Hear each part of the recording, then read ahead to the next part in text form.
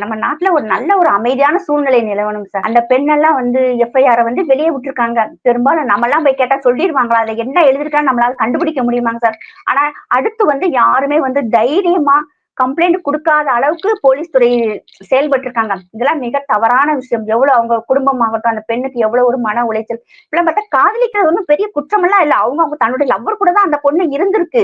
அப்ப அந்த வந்த 2 பேர் யாருன்னு இவர் கேட்கிற எல்லா கேள்வியுமேவும் அ 1000% சரியான கேள்விகள் சார். இந்த கேள்விகளுக்கு இவங்களுக்கு பதில் சொல்ல துப்பில்ல. இவங்களுக்கு திராணி இல்ல. இவங்களுக்கு தைரியம் இல்ல.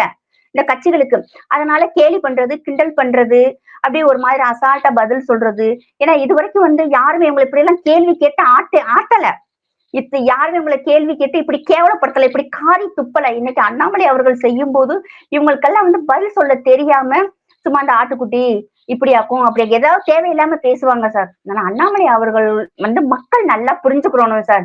இப்படி ஒரு தலைவர் நமக்கு கிடைக்கிறதுக்கு தமிழ்நாட்டு மக்கள் உண்மையிலேயும் நல்ல நேரம் வந்திருக்குன்னு தான் சார் நான் சொல்லுவேன்.